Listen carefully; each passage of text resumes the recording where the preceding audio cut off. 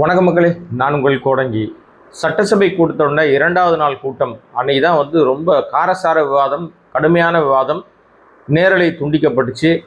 மேகதாது அணை விவகாரம் வரைக்கும் நேரலை ரொம்ப ஷார்ப்பாக எதிர்கட்சி தலைவர் உதயநிதி ஸ்டாலின் பேசி முடிக்கிற வரைக்கும் நேரலை இருந்தது.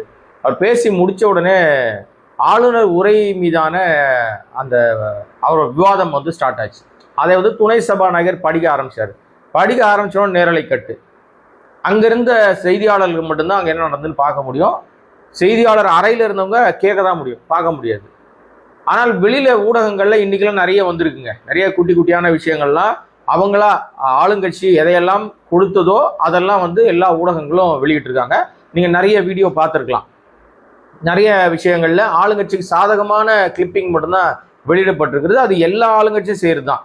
ஆனால் மாற்றம் நாங்கள் ரொம்ப மாற்றம்னு சொல்லக்கூடிய இந்த தாவேக்காவும் மாற்றம்லாம் கிடையாது. இது உருமாற்றம், ஏமாற்றம், தடுமாற்றம். இது டோட்டலாக இந்த ஆட்சியினுடைய நிர்வாக சீர்கேடு. அதை நம்ம சொன்னோம்னா நிறைய அணில்களுக்கு கோபம் வருது. ஆனால் அந்த ஆட்சி அவ்வளோ கேடுகட்ட ஆட்சியாக தான் இருக்குன்னு வச்சுங்களேன். இதை தாண்டி சட்டசபைக்குள்ள நம்மலாம் என்ன எதிர்பார்த்துக்கிட்டு இருக்கோம்னா, தமிழ்நாட்டினுடைய இப்போதைய முதலமைச்சர் யார் அப்படின்னு கேட்டிங்கன்னா உடனே எல்லாருமே ஜோசப் விஜய், நடிகராக இருந்தவர் ஜோசப் விஜய், அவர் தான் இந்த தமிழ்நாட்டின் முதலமைச்சர்னு சொல்லுவாங்க. ஆனால் சட்டசபைக்குள்ளே போய் பார்த்தீங்கன்னா அங்கே நிஜ முதல்வராக இருக்கிற நம்ம ஜோசப் விஜய் மௌன சாமியாராக இருக்காரு. காது கேட்க மாட்டேங்குது போல இருக்கு. அப்படி வாய் பேச தெரியல, அப்படியே உட்கார்ந்துட்டு இருக்காரு. எதுவுமே எந்த ரியாக்ஷனும் இல்லாமல் இருக்கார். ஆனால் காவல்துறை தொடர்பான ஒரு கேள்வி ஒன்று வருகிறது. பொதுவாகவே அசம்பிளி செஷன், நிறைய அசம்பிளி செஷன் செய்தியாளராக நான் செய்தி எடுத்திருக்கிறேன். அதனால எனக்கு தெரியும். அங்கே ஒரு உறுப்பினர், எதிர்கட்சி உறுப்பினர் ஒரு கேள்வி வைக்கிறாருன்னா அந்த கேள்வி எந்த துறை சார்ந்த கேள்வியாக இருக்கிறதோ அந்த துறை சார்ந்த அமைச்சர் ஏஞ்சி பதில் சொல்லுவாங்க. கடந்த காலத்தில் அதுதான் வழக்கம், அதுதான் மரபு, அதுதான் சரியான நடவடிக்கையும். இந்த ஆட்சியில் மட்டும்தான் யார் எந்த கேள்வி கேட்டாலும் 2 அல்லது 3 அமைச்சர்கள் தான் ஏஞ்சி பதில் சொல்றாங்க. அதுல ஒன்று எல்லாம் தெரிஞ்ச ஏகாம்பரமா இருக்கிற முந்திரி கொட்டை முனுசாமி ஆதவ். அதே மாதிரி ரொம்ப சுத்த தமிழ்ல பேசுவதா நினைச்சுக்கிட்டு திடீர் போலீஸ் மந்திரியா, அதாவது சிஎம்ஆ, ஆக்டிங் சிஎம்ஆ திடீர் முதல்வர் ஆயிட்ட ராஜ்மோகன். சட்டசபைக்குள்ள ஒரு முதல்வர் ஆயிட்டார்.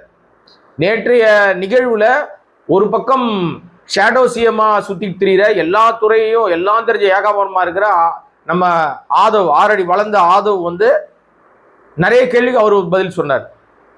சபாநாயகரே சொல்றாரு, ஒரு கேள்வியை கேட்கிறார். திமுகவை சேர்ந்த உறுப்பினர் ஆஸ்டின் ஒரு கேள்வி கேட்கிறார். போதைப் பொருள் ஒழிப்பு குறித்து நீங்க வாக்குறுதி கொடுத்தீங்களே, இந்த 38 நாள் இந்த நாட்கள் ஆட்சியில நீங்க என்ன பண்ணீங்க, போதைப் பொருள் ஒழிப்பு குறித்து உங்க நடவடிக்கை என்னன்னு ஒரு உறுப்பினர் கேட்கிறார். அவர் திமுக உறுப்பினரோ வேற எந்த உறுப்பினரோ அது தேவையில்லைங்க. ஒரு சட்டமன்ற பிரதிநிதி, மக்கள் பிரதிநிதி கேள்வி கேட்கிறார். அப்ப அந்த போதைப் பொருள் அப்படின்னா யார் கட்டுப்பாட்டில் வரும், யாருடைய கண்ட்ரோலுக்குள்ள வரும்? அது ஒழிப்பு நடவடிக்கை காவல்துறை யாருடைய கட்டுப்பாட்டில் இருக்குது? முழுக்க முழுக்க நம்ம ஜோசப் விஜய் கட்டுப்பாட்டில் தான் இருக்கு. அப்போ அந்த கேள்விக்கு, ஆஸ்டின் கேள்விக்கு பதில் சொல்ல வேண்டிய இடத்துல இருக்கிறவர் ஜோசப் விஜய். அவர் வாய் பேசாத மௌன சாமியார் மாதிரி கம்முன்னு உட்காந்துருக்காரு, காதல விடாத மாதிரியா இருக்காரு. இந்த காது கேட்காதவங்க, அப்புறம் வாய் பேச முடியாதவங்கலாம் பார்த்தீங்கன்னா பார்வையாலே பார்த்துட்டு இருப்பாங்க. ஏதாவது நடக்குதா, ஏதாவது நம்மளதான் கூப்பிடுறாங்களா அப்படி பார்த்துட்டு அந்த மாதிரி திருவிழா கூட்டத்தில் காணாம போன குழந்தை மாதிரி அப்படியே அந்த குழந்தைங்களை வச்சு தான் ஆட்சியை பிடிச்சாரு. அதே குழந்தையாவே மாட்டால் பொழுது திருன்னு முடிக்கிறாரு. மொழி தெரியாத ஊர்ல போய் மாட்டினா எப்படி இருப்பான், அந்த மாதிரி மூச்சுக்கிட்டு இருக்காரு. கேள்வி அவருக்கு நோக்கி வருது. உடனே அதை என்ன பண்றாருன்னா சபாநாயகர் டைவர்ட் பண்ணி விடுறாரு. சபாநாயகர் வேலையை செய்யறதை விட்டுட்டு இந்த ஜேசிடி பிரபாகரன் சபாநாயகர் மாண்பு மரியாதையெல்லாம் கீழே போட்டு மீச்சு காலில் போட்டு நாசம் பண்ணிட்டு இருக்காரு. உறுப்பினர்களுக்கு கைத்தட்ட சொல்லி கொடுக்குறாரு. மேஜையை தட்டுங்கன்னு அவர் தட்டி காமிக்கிறார். காரி துப்புற மாதிரி இருக்கு அந்த நிர்வாகம். சட்டசபையே ஏதோ இவங்க ஜால்ரா பாடுற, துதி பாடுற மன்றமா மாறி போச்சு. அதுதான் பிரேமலதா விஜயகாந்த் செருப்பாலே அடிச்சு வெள்ளாசிருக்காங்க. இதுனா தனி மனித துதி பாடுற இடமா? அது மக்கள் பிரச்சனை பேச மாட்டீங்களா நீங்கன்னு கேட்டிருக்காங்க. நேற்றைய நிகழ்வுல அந்த மாதிரி ஒரு கூத்தெல்லாம் நடந்துச்சுங்க. இப்ப ஆஸ்டின் கேட்ட கேள்விக்கு சபாநாயகர் சொல்றாரு, கல்வித்துறை அமைச்சர் ராஜ்மோகன் பதிலளிப்பார். எங்க போதைப் பொருள் ஒழிப்பு குறித்து, காவல்துறை குறித்து பேச வேண்டிய முதலமைச்சர் ஏன் பேச மாட்டாரு? அதை ஏன் டைவர்ட் பண்றீங்க? அப்ப அவர் சட்டசபைக்குள்ள ஒரு முதல்வரா? அப்ப எத்தனை முதல்வர் இருக்காங்க தமிழ்நாட்டுக்குள்ள? ஒன்னு ஷேடோ முதல்வர், இந்த வளர்ந்து கட்ட ஆளு, 6 அடி வளர்ந்து கட்ட நம்ம ஆதவ் வந்து ஒரு முதல்வர், ஷேடோ முதல்வர். எல்லாம் தெரிஞ்ச ஏகாம்பரம், முந்திரி கொட்டை முனுசாமி, எல்லாத்துக்கும் மூக்க நுழைப்பாரு. அதிமுக நான் தான்வாரு. கேடுகட்ட ஒரு செயல். இதுவரை இந்தியா காணாத, தமிழ்நாடுன்னு சொல்ல மாட்டேன் நான், இந்தியாவிலே காணாத அசிங்கமான ஒரு அரசியலை, கேடுகட்ட அரசியலை விஜய் செய்து கொண்டிருக்கிறார். ஆனா அந்த அதான் சண்டை போடுறான், கத்தி பேசுறவங்களும் நம்பிடலாங்க. இந்த அமுக்குனியா இருக்கான் பாருங்களேன், பேசவே மாட்டான், அப்படியே இருக்கான் பாருங்க, சைலண்ட் டைம் தான் டேஞ்சருங்க. அதனால ஆபத்தான அரசியல்வாதின்னு நான் ஆரம்பத்துல சொல்லிட்டு இருக்கேன். இப்போ இன்னைக்கு நேற்றுலாம் சொல்ல நான் டே ஒன் இவர் எப்போ கட்சி ஆரம்பிச்சு எப்போ பொதுமக்கள்கிட்ட பேச வந்தாரோ அன்றையிலிருந்து நான் சொல்லுகிற வார்த்தை, விஜய் என்கிற இந்த சோசப் விஜய் ஆபத்தான அரசியல்வாதி, இவர் ஆபத்தானவர், மோடியோட மினி வெர்ஷன். அது விடுங்க. இப்போ அந்த சட்டசபையில இவர் பேச வேண்டியதுக்கு கல்வி அமைச்சர் பதில் சொல்றாருன்னா, கல்வி அமைச்சருடைய போர்ட்போலியோ என்ன? எஜுகேஷன் டிபார்ட்மெண்ட் தானே அவர்கிட்ட கொடுத்துருக்கீங்க. அந்த துறை தொடர்பான அல்லது அவர்கிட்ட வேற என்ன கொடுத்துருக்கீங்க? என்ன கொடுத்துருக்கீங்க? காவல்துறை அவர்கிட்ட கொடுத்துட்டீங்களா? எப்ப கொடுத்தீங்க? சிஎம் சார் எப்ப சார் கொடுத்தீங்க? வாய் தரங்க சார். திறக தெரியலன்னா சிஎம்மா இருக்காதீங்க சார், ரிசைன் பண்ணிட்டு போயிருங்க சார். ஏன் சிஎம்மா உட்காந்துன்னு எல்லாரும் உயிரையும் வாங்கிட்டு இருக்கீங்க? பேச வேண்டிய இடத்துல பேசணும், பேசக்கூடாத இடத்துலலாம் பேசுறாரு. எங்க பேசக்கூடாதோ அங்கெல்லாம் தன்னை வந்து ஒரு சிஎம்ன்றதை மறந்துட்டு முட்டாள்தனமான ஒரு பேச்சை பேசிக்கிட்டு இருக்காரு. இதுக்கு அணில்கள் கொந்தளிச்சு வந்து எந்த பிரயோஜனம் இல்லைங்க. ஒரு முதலமைச்சராக தேர்வு பெற்று 4.5 ஆண்டு காலம் ஆட்சியில இருந்து சிறப்பான பல நலத்திட்டங்களை செய்து கொண்டிருந்த அப்போதைய முதலமைச்சராக இருந்த முத்துவேல் கருணாநிதி ஸ்டாலினியே இந்த வளர்ந்து கட்ட அமைச்சரா இருக்கிற ஆதவ் அன்னைக்கு அமைச்சர் கிடையாது, அமைச்சரா இல்லாத போதே ஆணவத்தின் உச்சத்துல முட்டாள் முதல்வர்னு பேசுறான் பொதுவெளியில. அப்ப நம்ம வந்து கடுமையாக எதிர்வினை ஆட்டணும். அதனால முட்டாள்தனமான முதலமைச்சரா இருக்காரு இப்ப அவைக்குள்ள. யாரு? நம்ம சோசப் விஜய். பேச வேண்டிய விஷயத்தை அவர் தான் பேசியிருக்கணும், பேசலையா? அவர் பேசுறார். சரி, அவர் பேசிட்டு அது நேரலையில காட்டப்படலை, ஆனால் இப்போது வெளியிடப்பட்டிருக்குது. அவருடைய பில்டப், அவர் பயங்கரமா திமுகவை அட்டாக் பண்ணாராம், அதை மட்டும் பில்டப் பண்றான். ஆனா திமுக எதிர்வினை ஆற்றியதை கட் பண்ணிட்டாங்க. என்னடா உங்க மாற்றம்? மானங்கட்ட மாற்றமா இருக்கு. இதான் உங்க மாற்றமா? இதான் உங்க லட்சணமா? இதான் துயர சக்தி பண்ற லட்சணமா? இது அசிங்கமா இல்லையா உங்களுக்கு? ஒண்ணு நேரலை காட்டுறதா மொத்தமா காட்டுங்க. ஆதவ் பெரிய அப்பாட்டக்கார், எல்லாம் தெரிஞ்ச அறிவாளி, ஏகாம்பரம், ஆள் வளர்ந்துருக்கிற அளவுக்கு அறிவு வளரலங்க. பூரா தற்கூரி கூட்டம் இது. அவர் சொல்றாரு 5 நிமிஷம் குளத்தூர்ல பேசும்போது என்ன ஆச்சு பாத்தீங்களான்னாரு.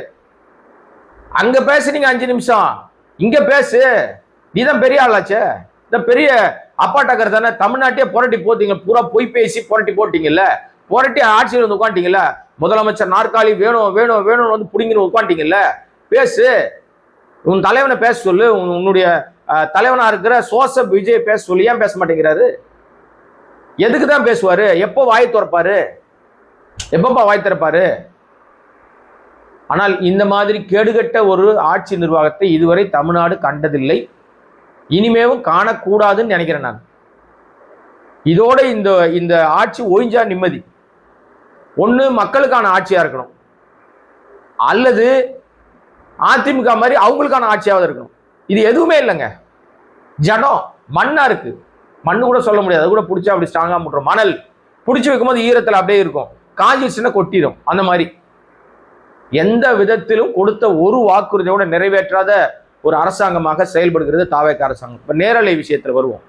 நேரலை நாங்கள் காட்டுவோம், இதுவரை இல்லாத ஒரு பெரிய சாதனையை தாவேக அரசு செய்திருக்கிறதுன்னு நீட்டி முழக்கினார் நம்ம திடீர் முதல்வராக மாறி போன கல்வி அமைச்சர் ராஜ்மோகன். சட்டசபை திடீர் முதல்வர்களை 3-4 பேர் இருக்காங்க. அதுல பிரதானமான இடம் நம்ம ஷேடோ சிஎம். அவர் வெளியிலயும் முதலமைச்சராகவே ஆக்ட் பண்ணிட்டு இருக்காரு, சட்டசபையிலையும் பண்ணுவாரு. சட்டசபையில மட்டும் முதல்வராக இருக்கிற ராஜ்மோகன் தான் சொன்னாரு, கடந்த முறை நாங்க நேரலை காட்டுவோம், நாங்க ரொம்ப நேர்மையாளர்கள், எங்களை யாரும் எதுவுமே வந்து குறை சொல்ல முடியாது, பாத்தீங்களா நாங்க எவ்வளவு தெளிவாக இருக்கிறோம் அப்படின்னு சொன்னவர் தான் இந்த ராஜ்மோகன். ஆனால் இப்ப நேரலை ஏன் கட் ஆயிடுச்சு அப்படின்னு கேட்டதுக்கு, இல்லைங்க நான் உள்ள இருந்தேன், எனக்கு என்ன நடந்தது தெரியல, நான் வெளியில வந்த பிறகு சொன்னாங்க, நான் துறை ரீதியா நான் விசாரிச்சுட்டு நான் எடுக்கிறேன். ஏன்னா நேரலையில ஒன்றும் அவ்வளவு பெரிய மோசமான சம்பவங்கள், ஆக்வர்டான வார்த்தைகள், கடுமையான மோதல்கள் நடக்கல. ஆனா குழந்தைகள்லாம் பார்த்துட்டு இருப்பாங்க. என்னது இது, குழந்தைகள் பார்த்துட்டு இருப்பாங்க, அதனால ஒருவேளை அவங்க கட் பண்ணிட்டாங்களான்னு தெரியல, நான் விசாரிக்கிறேன் அப்படின்னாரு. குழந்தைகள்லாம் பார்த்துட்டு இருப்பாங்களா? எங்க என்ன கதை விடுறீங்க நீங்க? ஏன்பா இன்னும் எவ்வளவு காலத்துக்கு நீங்க இந்த குழந்தைய வச்சே ஓட்டுவீங்க? சட்டசபையே குழந்தைய பார்த்துட்டு இருக்காங்க. இது சொன்ன உடனே எனக்கு என்ன ஞாபகம் வருதுன்னா, ஒரு படம், சுந்தர்சியோட ஒரு படம். அந்த படத்துல வடிவேலு அவர் வந்து அவர் அங்கங்க கொஞ்சம் ஆட்டையை போடுற ஆள்.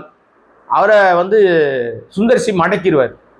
உடனே சண்டைக்கு போற ரேஞ்சில் இருப்பாரு. அப்ப சொல்லுவார், மணி என்னாச்சு இப்ப? இந்த டைம் அன்னத்துல கை வைக்கிற டைம், யார் கன்னத்திலையும் கை வைக்க மாட்டேன். ஏன்னா சரின்னு சொல்லி இன்னொரு இடத்துல சொல்லுவாரு, இப்ப சண்டைக்கு வா அப்படின்னா, இல்ல இல்ல இப்ப வரமாட்டேன், பாத்தியாங்க குழந்தைகள்லாம் விளையாடிட்டு இருக்காங்க, வன்முறையும் என்னுடைய வீரத்தையும் பார்த்து குழந்தைகள் கெட்ட கூடாதுன்றதுனால நான் சண்டைக்கு வர மாட்டேன் அப்படின்னு. அந்த மாதிரி குழந்தைகள் பார்த்துருவாங்கன்னு நேரலை கட்டான். ஏண்டா ஏன்பா நீ எல்லாம் அமைச்சர் தானா? உன்னையெல்லாம் என்ன லட்சியம் சேர்க்கிறது? நான் நண்பர் தான். நான் என்ன சொல்றது, டிபேட்ல ஒன்னா உட்காந்து பேச நாட்கள் தானே, நண்பர் தான். ஆனா அதுக்காக அமைச்சரான ஒண்ணு பூராத்தையும் கீழே இருக்கிறதால மேல இருக்கிறதால கழட்டி கீழே வச்சிட்டீங்களா என்ன?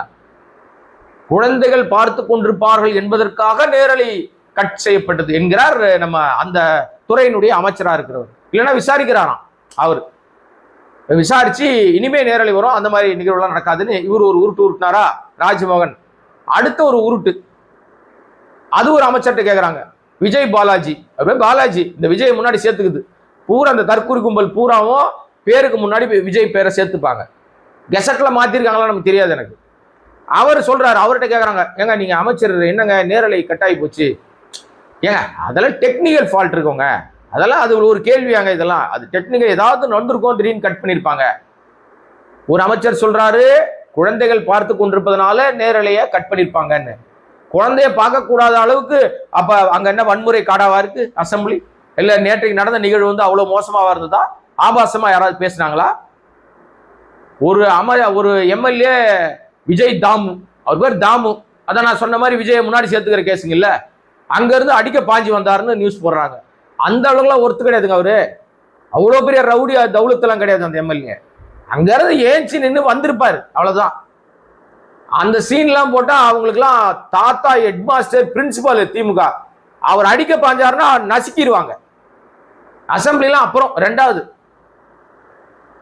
அதாவது ஒரு விஷயங்க, இந்த ஊடகங்கள்லாம் இருக்குல்ல, அதாவது மெயின் ஸ்ட்ரீம் சேனல், ஒரு சில சேனல் இருக்கு, அந்த சேனல்கள்லாம் டைட்டில் போடும்போது போடுறானுங்க ஏதோ தாவேக்கா வந்து அப்படியே பயங்கரமா தங்க தாம்பாளத்துல வச்சு தமிழ்நாட்டு மக்களை காப்பாத்துற மாதிரியே அசம்பிளியில அதை செய்தார் இதை செய்தார், அதிரடி வெடி, ராஜ்மோகன் சிறப்பு, அப்படியே திருப்பி அடித்தார், பெரட்டி போட்டார், புடுங்கி நட்டினார், ஆதவ் அப்படியே கைத்தட்டல் புடுங்கினார்லாம் போடுறானுங்க. அங்க என்னடான்னு பார்த்தா திமுக பொழந்து கட்டி இருக்கு. ஒரு பக்கம் பிரேமலதா சகோதரி அவங்க பொழந்து கட்டுறாங்க, கேள்வி கேட்கிற எல்லாரும் நாரடிக்கிறாங்க, அதை எல்லாம் இருட்டடி பண்ணி மறைக்கிறாங்க. இது எங்க வெளியே தெரிஞ்சிட போது, நம்ம அடி வாங்குறது எங்க வெளியே தெரிஞ்சிட போதுன்னு நேரலையை கட் பண்ணிட்டாங்க. செங்கோட்டையன் கேட்கறாங்க, என்னங்க நேரலை வரல? ஏன் கடந்த ஆட்சி காலத்துல என்ன நீங்க அப்பா எல்லாம் கேட்டீங்க அந்த கேள்வியெல்லாம்?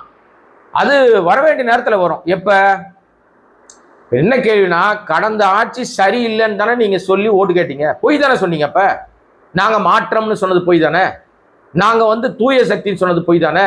இப்ப துயர சக்தியா வச்சிருக்கீங்களே, மக்களை துயரத்தில் ஆழ்த்திட்டீங்களே, கரண்ட்டுக்கு இல்ல, பஞ்சாயத்து ஆகி போச்சு, எல்லா பக்கமும் கரண்ட் கட் ஆகுது, ராத்திரி பகல்னு தெரியாத அளவுக்கு மக்கள் வந்து வேதனையில் இருக்காங்களே. இந்த கரண்ட் கட்டுனோடனே ஒரு ஞாபகம் வருது, இன்னைக்கு என்ன கிழமை? இன்னைக்கு சனிக்கிழமை. பனையூர் அந்த அலுவலக வாசல் பூரா ஏகப்பட்ட கும்பல், ஏதோ பெரிய மாற்றம் நடந்து தமிழ்நாடே புரட்டி போட்ட மாதிரி ஆன உடனே ஊர்ல இருக்கிறவங்களாம் போறான் போய் சேர்றதுக்கு. ஏன்னா என்ன நடந்து போச்சு, இப்போ அப்படியே சாரசாரியா போய் தாவேக்கலை சேர்றானுங்கன்னு பார்த்தா, போய் சேர்ந்து எப்படியாவது நம்ம வந்து ஏதாவது ஒரு பதவியை வாங்கி வசூலை போட்டணும், ஆட்டையை போட்டணும்னு மொத்த கும்பல் கிளம்பி போகுது. இப்படி போறவங்க எல்லாருக்கும் நான் வச்சிருக்க பேர் என்ன தெரியுமா? பூரா பச்சுவந்தி, சுயநலவாதிகள். பூரா பயலும் எவெல்லாம் அங்க ஓடி போய் சேர்ந்தானோ அவ்வளவு பேரா சுயநலவாதி. ஏன்னா தாவேக்கா தேர்தலுக்கு முன்பாக கடை விரித்தேன் கொள்வாரில்லை என்ற ரேஞ்சில் கையை நீட்டிக்கிட்டு வா வா வான்னு கூப்பிட்டு இருந்தா ஒரு பைய போல. இன்னைக்கு ஜெயிச்சு வந்து உட்காந்துட்டேன், மைனாரிட்டி கவர்மெண்டா உட்காந்துட்டோன்னு அப்படியே சாரசாரியா கிளம்பி போறீங்க. என்ன கதை உங்க கதை? இதையெல்லாம் மக்கள் பார்த்துக்கிட்டு இருக்காங்க. எவ்வளவு பேர் அங்க ஓடி போய் சேர்ந்தீங்களோ, போன வேகத்துல செவுத்துல அடிச்ச பந்து மாதிரி கொஞ்ச நாள்ல பல பேர் பிச்சுக்கிட்டு வரலன்னா நீங்க பாருங்க அது நடக்கும். ஏன்னா இப்பவே ஒரு எம்எல்ஏ அந்த பாப்பிரெட்டி தொகுதியினுடைய எம்எல்ஏ சேர்ந்த 10 நாள்ல ஐயா சிச்சி இந்த பழம் புளிக்கும்னு சொல்லிட்டு அரசியலே வேணாம்பா எனக்குன்னு சொல்லிட்டு ஒதுங்கி ஓடி போயிட்டார், கட்சியை விட்டு போயிட்டார். இல்ல அங்க அதுதான் நிலைமை நடக்கும். இந்த கரண்ட் கட்டுன்னு போது தானே இந்த சனிக்கிழமை மேட்ரு வந்துச்சு. சனிக்கிழமையில பாத்தீங்கன்னா ஏற்கனவே சனிக்கிழமை தான் வெளியே சுத்திட்டு இருப்பார். இப்ப சனிக்கிழமை பனையூர் பங்களாக்கு ஆளுங்களை கூப்பிட்டு இருக்காரா. இந்த மன்சூர் அலிகான் ஒரு நடிகர் இருக்காரு, உங்களுக்கு எல்லாம் தெரியும். திடீர்னு பாத்தீங்கன்னா ஏடா கூடமா எதையாவது ஒரு லூசரமா பண்ணுவாரு, அது காமெடின்னு. அப்புறம் வந்து அரசியல்ல பெரிய நேர்மையா இருக்க மாதிரி நிறைய பேசுவாரு. ஆனா அவர் நேர்மையாளர் இல்லையான்னு நமக்கு தெரியாதுங்க. வழக்கெல்லாம் வாங்குவாரு, இடத்த ஆக்கிரமிச்சாருன்னு கார்பரேஷன் அவர் பில்டிங் எல்லாம் சீல் வைக்கும், என்னென்னமோ பண்ணுவோம். இப்ப அவர் போய் வந்து கடந்த முறை கூட லால்குடியில் நின்னாரு, லால்குடியில அந்த லீமா ரோஸை ஏற்றி நின்னாரு, ஆனா தோத்து போயிட்டாரு. இப்ப தாவேக்கால போய் தன்னை இணைச்சுக்கிட்டாரு. அங்க ஒரு இன்ட்ரெஸ்டிங்கான ஒரு விஷயம் நடந்துச்சு. அந்த வீடியோ எவ்வளவு பேர் பாத்தீங்கன்னு எனக்கு தெரியாதுங்க. தாவேக்கால அவர் போய் நிக்கிறாரு, அவர் கூட ஒருத்தர் இருக்கான். அப்ப செங்கோட்டையன் அந்த நபருக்கு துண்டு போடுறாரு, போட்ட உடனே பவர் கட் ஆனவுடனே புசியானது நம்ம மன்சூருக்கு துண்டு போட்டாரு. அதுக்கு இருட்டிலே தான் சேர்ந்தார், இருட்டுக்குள்ளேயே சேர்ந்திருக்கிறார் மன்சூர். தாவேக்கா அலுவலகத்திலே கரண்ட் போயிடுச்சு. இது யார் மேல சொல்லுவீங்க? இப்ப யார் மேல சொல்லுவாங்க தெரியுமா? திமுக சதி, திமுக ஆள் வச்சு பீஸ் கரியரை புடுங்கிருச்சு. அது சொல்றதுக்கு ஒரு அமைச்சர் இருக்காருங்க, சிடி நிர்மல்குமார்னு அவர் பேரு. அவருக்கு மின்சாரத்துறை அவர் கொடுத்துருக்காங்க. அவர் இதுவரைக்கும் அமைச்சராகி 38-40 நாள்ல திமுக செய்த சதிகள் அப்படின்னு ஒரு பெரிய புத்தகம் போடலாம் அவர் பேசுறதை வச்சு. ஆனா அங்க திமுக ஒண்ணுமே இல்லை. பீஸ் கரியர் ஆவடியில புடுங்கிட்டு நம்ம வந்து ஆவடியில பீஸ் கரியர் புடுங்கிடுவான். ஆனா நீங்க வந்து பாத்தீங்கன்னா மதுரையிலயோ இல்ல மாட்டுத்தாவணிலையோ கரண்ட் போயிடும். ஆவடியில புடுங்கினது எங்கடா மாட்டுத்தாவணியில கரண்ட் போச்சுன்னு கேட்டீங்கன்னா அதெல்லாம் இல்லை, திமுக சதி. பாத்தீங்களா 2 பேரை அரெஸ்ட் பண்ணியிருக்கோம். இதெல்லாம் நிறைய பார்த்தாச்சுப்பா. நீங்க இப்பதான் வந்து எல்கேஜி யூகேஜில இருக்கிறீங்க. நீங்க கத்துக்குட்டி 2.5 வயசு குழந்தை, உங்களுக்கு ஒன்றும் தெரியாது. ஆளாளு கல்லூரியை நடத்திட்டு இருக்கிறானுங்க அதிமுக கட்சியெல்லாம். இது மாதிரி எவ்வளவோ பார்த்தாச்சு. அதனால பூரா பொய்யும் புரட்டும் தான் நிறைய ஓடிக்கிட்டு இருக்குது. உண்மை வெளிச்சத்துக்கு வரக்கூடாது என்பதனால நேரலை முற்றிலுமாக கட் செய்யப்படுகிறது. 2வது வந்து பாத்தீங்கன்னா உங்களுக்கு வந்து இந்த பொய் சொல்றதுக்குன்னே இந்த அமைச்சர்களுக்கு ட்ரைனிங் கொடுக்குறாங்க. கிட்டத்தட்ட 35 அமைச்சர்கள் இருக்காங்க, முதலமைச்சரோடு சேர்ந்து 35 அமைச்சர்கள். ஆனால் சட்டமன்றத்தில் பேசுகிற அமைச்சர்களாக இதுவரைக்கும் நடந்த இந்த 2 நாள் நிகழ்ச்சி, அந்த 2 நாள் நிகழ்ச்சியில பேசிய அமைச்சர்கள் பாத்தீங்கன்னா ராஜ்மோகன் ஆதவ் மட்டும்தான் பேசியிருக்காங்க. இவர் எழுதி கொடுத்ததை படிச்சிருக்காரு. முதலமைச்சர் சோசபஜியா இருக்கிற மௌனசாமியார் படிச்சிருக்காரு, அவ்வளவுதான். வேற யாருமே எதற்காகவும் பேசல. விஜய் பாலாஜின்னு ஏதோ ஒரு பதில் சொல்லியிருக்காரு, அவ்வளவுதான். அது கூட அமைச்சராக அவர் கேட்ட கேள்வியா அள்ளி விட்ட கேள்வியான்னு தெரியாது. ஆக இந்த லட்சணத்துல அடுத்து வரக்கூடிய நாள் திங்கட்கிழமை என்ன நடக்க போகுது? ஏன்னா அந்த நேரலை கட் பண்ணதுக்காக உதயநிதி ஸ்டாலின் வந்து சபாநாயகருக்கு கடிதம் எழுதியிருக்காரு. இது ரொம்ப அயோக்கியத்தனங்க. நீங்க மாற்றம்னு சொல்லி தானே வந்தீங்க. கடந்த ஆண்டுகள் எல்லாம் நேரலை ஒளிபரப்புல நாங்க வந்தா ஒளிபரப்போம்னு சொன்னீங்கல்ல, அப்ப மாற்றம்னா ஒளிபரப்பு காட்டுங்க. ஏன் அங்க வந்து அவர் உதயநிதி வந்து இந்த விஷயத்த கடிதம் எழுதியிருக்காருன்னா ரெக்கார்ட் பண்றாரு, கடிதம் எழுதி ரெக்கார்ட் பண்றாரு. ரெக்கார்ட் பண்ணிட்டு திங்கட்கிழமை செவ்வாய்க்கிழமெல்லாம் கடுமையான எதிர்வினை இருக்கும். அப்ப எதிர்கட்சி தலைவர் பேசுவார். அந்த பேச்சை இருட்டடிப்பு செய்வதற்காக இப்பவே திட்டமிடுது தாவேக்காவுடைய அட்ராசிட்டி கவர்மெண்ட். அயோக்கிய கவர்மெண்ட் என்ன பண்ணுதுன்னா அவங்க பேசுறது மட்டும்தான் வரணும், எதிர்கட்சி தலைவர் ஸ்கோர் வாங்கிடுறாரு. ஏன்னா கடந்த முறை பதவியேற்பு விழா முடிஞ்ச உடனே அந்த கூட்டத்தொடர்லயே பேசும்போது அன்னைக்கே எதிர்கட்சி தலைவரும் சகோதரி பிரேமலதாவும் இந்த கவர்மெண்டோட எல்லா விஷயத்தையும் போட்டு பொளந்து தள்ளிட்டாங்க, காரி துப்பிட்டாங்க. அது நேரலையில வெளியில வந்துருச்சு எல்லாருக்கும். அதனால பயந்து போய் இனிமே உதயநிதி பேசுறது பிரேமலதா பேசுறதெல்லாம் அவங்க ஏடாகூடமா பேசுறாங்க, அதெல்லாம் காட்டக்கூடாதுன்னு கட் பண்றாங்க. இதனாலதான் அவங்க கொந்தளிச்சு திங்கட்கிழமை நேரலை வந்தே ஆகணும்னு சொல்லியிருக்காங்க. திங்கட்கிழமை நேரலை வருதா வரலையான்னு பொறுத்திருந்து தான் பார்க்கணும். தாவேக்காவுடைய கட்சிக்குள்ள நிர்வாக ரீதியாக பல மாற்றங்களை செய்திருப்பதாக சொல்லியிருக்கிற சோசப் விஜய் முதல்வர் பதவியும் பகிர்ந்து கொடுத்திருக்காரு போல இருக்கு. அவர் வந்து அந்த முதல்வர் ரூம்ல உட்கார்ந்து வீட்டில் சோறு கட்டி வந்து சாப்பிட்றதுக்கு மட்டும் அந்த அறையை பயன்படுத்துறாரு போல இருக்கு. ஆனால் பணிகள் செய்வது, அசம்பிளிக்குள்ள பேசுறது, வெளியே பத்திரிகையாளரை சந்திக்கிறது, இந்த வேலையெல்லாம் பிரிச்சு கொடுத்திருக்காரு. முதல்வர் பணிகளை நீங்கள்லாம் செய்யுங்கப்பா, நீ ஷேடோ முதல்வர், நீ அசம்பிளி முதல்வர் அப்படின்னு பல முதல்வர்களை உருவாக்கி வச்சிருக்கார். தமிழ்நாடு காணாத அதிசயம். கண்டு கழியுங்கள் மக்களே. இந்த லட்சணத்துல 34% விசிலுக்கு ஓட்டு போட்ட மக்கள் இதையெல்லாம் அனுபவிச்சு தான் ஆகணும். அவர்களோடு சேர்ந்து அவர்களுக்கு ஓட்டு போடாதவர்கள், எதிர்கட்சிக்கு ஓட்டு போட்டவர்களும் சேர்ந்து அனுபவிக்கிறாங்க. ஆனால் ஒண்ணுங்க, இந்த லட்சணம் வெளியில தெரியணுன்றதுக்காக தான் இந்த ஆட்சி அதிகாரமே வந்திருக்கு. கிடைத்த வாய்ப்பை பயன்படுத்தி கொள்ளாதவர்கள் இனிமேல் எந்த விதமான அடிப்படை அதிகாரத்துக்கு வருவதற்கு வாய்ப்பே இல்லை. அதனால ஜோசப் விஜயோட இனி வருங்காலங்கள் சொல்றாரு, இனிமேலாம் நீங்க கூட்டணி இல்லாம நிக்க முடியுமா, இனிமேலாம் நிக்க முடியுமான்னு ஒருத்தர் கேள்வி கேட்கிறாரு. அதற்கு பதில் சொல்லுகிற ஆதவ், நாங்க அதுக்கும் பதில் ராஜ்மோகன் தான், நாங்க தனியா நின்னோம், நீங்க பல கட்சியில நின்னீங்கன்னு திமுக கேட்கிறாரு. இப்ப நான் கேட்கிறேன், இனி வருகிற நாட்கள்ல தாவேகா தனித்தே நிற்குமா? இப்ப சேர்ந்திருக்காங்க பாருங்க, எல்லாரும் போய் சேர்ந்துட்டாங்க. சேர்ந்த எல்லாரும் இப்போ கூட்டணியில நின்று ஓட்டு கேட்பாங்களா, தனித்தே விசில் நிப்பீங்களா? பார்க்க தானே போறாங்க மக்கள் எல்லாரும். நீங்களும் பார்க்க போறீங்க, நானும் பார்க்க போறேன். என்ன நடக்குது அப்படின்றத பொறுத்திருப்போம். அதுவரை கோடங்கி வாய்ஸ் சேனலை சப்ஸ்கிரைப் பண்ணாம பார்த்துருக்க அன்பு நண்பர்களே, சப்ஸ்கிரைப் பண்ணீங்கன்னா பல விஷயங்கள் பேசலாம். நன்றி, வணக்கம்.